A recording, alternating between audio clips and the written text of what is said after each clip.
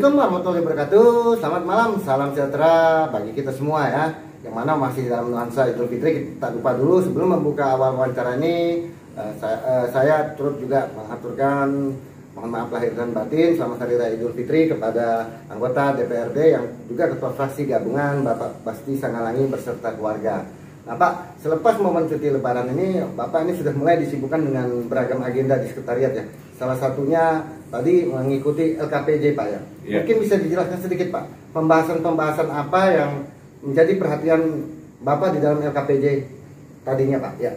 Ya, terima kasih. Assalamualaikum warahmatullahi wabarakatuh. Ya, di dalam pansus LKPJ ini kita ada beberapa hal yang kita bicarakan dengan para OPD sesuai dengan laporan LKPJ Pak Bupati pada paripurna tanggal 29 Maret yang lalu ya, sehingga kita ingin melihat paku anggaran yang diberikan kepada masing-masing OPD itu sejauh mana sih pencapaian targetnya, kemudian realisasinya apa, anggaran itu berapa yang terrealisasi. Nah, kemudian silpanya itu berapa.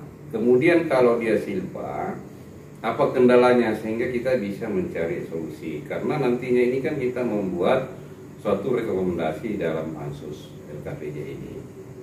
Jadi tadi itu ada dua OPD, yang pertama itu adalah Dinas Pariwisata. Dinas Pariwisata ini ya pencapaian target kinerja itu ya lumayan inilah, karena sekitar 85, sekian persen ya. Kemudian silpanya itu karena adanya apa aturan dalam SIPD yang tidak sinkron dengan program kegiatan dia sehingga ada silpa. Nah, kita tanyakan tadi ya, mudah-mudahan untuk 2023 jangan lagi ada silpa. Kalau bisa bagaimana daerah-daerah yang betul-betul mempunyai daerah wisata itu dikelola dengan baik untuk menghasilkan PAD kita. Ya, termasuk satu contoh bagaimana dengan Teluk Lombok, bagaimana dengan Sekerat, bagaimana dengan air terjun yang ada di Kilo 5 sini. Nah, ini semua ya perlu mungkin kita kelola dengan baik sehingga bisa kita menjual ke mancanegara bahwa Kutai Timur ini mempunyai daerah wisata yang bagus. Dan kalau memang itu anggarannya kurang, kita tambah untuk bagaimana daerah wisata ini kita promosikan ya. Apalagi Kutai Timur ini kan banyak tempat-tempat wisatanya, sehingga ini kami mendorong tadi Dinas Pariwisata untuk bagaimana mengelola daerah-daerah wisata yang betul-betul bisa kita jual ke mancanegara. Kemudian saya sampaikan berapa sih jumlah wisata yang masuk ke Kutai Timur per tahunnya atau per bulan. Nah, di 2020 itu memang karena COVID itu tidak terlalu banyak. Kemudian 2021 juga masih COVID, ya itu masih sekitar 20.000 ya wisata masuk ke Kutai Timur. Kemudian di 2022 ini karena sudah bebas COVID, itu naik signifikan 193 wisata yang masuk ke Kutai Timur. Artinya Kutai Timur ini daerah wisatanya sudah dikenal karena sudah banyak wisata masuk. Nah, disinilah tadi saya sampaikan kepada pariwisata supaya betul-betul ini dikelola dengan baik untuk bisa menghasilkan PAD kita. Yang untuk BPKD sendiri gimana Pak? Jadi kalau BPKD itu kan anggarannya 790 sekian miliar. Yang terrealisasi itu sekitar 500 sekian. Kendalanya adalah berapa silpanya itu lebih 100 akibat daripada ADD ada 3 desa yang tidak bisa mencarikan ADD-nya. Karena mungkin syarat daripada pencairan dana ADD itu tidak terpenuhi sehingga tidak bisa cair. Jadi itulah menjadi silpa.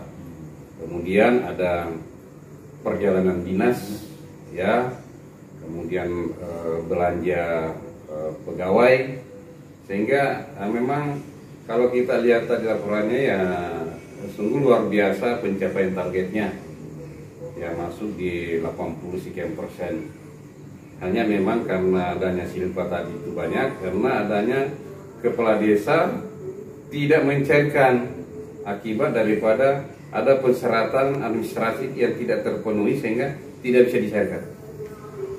Pak, ada kendala tidak Pak, atau menjadi atensi yang harus diperbaiki dari rangkaian jalannya selama Bapak mengikuti LKPJ ini Pak, khususnya bagi OPD-OPD terkait nih Pak? Ya, kita sampaikan ke seluruh OPD yang kita panggil itu supaya betul-betul ini bekerja dengan baik, jangan ada silpa.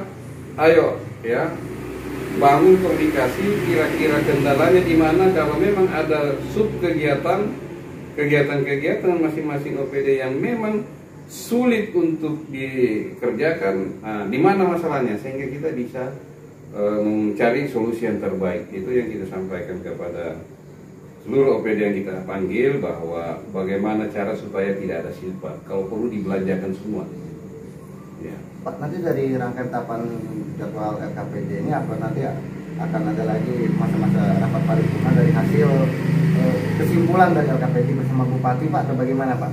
Ya, nanti ini kita akan paripurnakan setelah besok terakhir ya, kita akan rapat hari Kamis dengan Bapeda untuk membuat satu rekomendasi ke Bupati terkait hasil daripada konsultasi kita dengan masing-masing OPD terkait penggunaan anggaran tahun 2022, sehingga nanti ada evaluasi ya, nanti ada catatan kami kepada masing-masing OPD supaya ini ditingkatkan cara kerjanya dan bagaimana anggaran yang diberikan itu betul-betul terserap semua. Ya, kalau memang itu tidak terserap, maka kita nantinya bisa evaluasi, bisa kita kurangi anggarannya. Demikian dialog singkat kita bersama anggota DPRD dan sekaligus ketua fraksi gabungan Bapak Pasti Sangalangi. Ikuti terus program-program seputar rangkaian informasi kegiatan-kegiatan DPRD Kutai Timur bersama Makin Eksis. Selamat malam, salam sejahtera bagi kita semua. Assalamualaikum warahmatullahi wabarakatuh.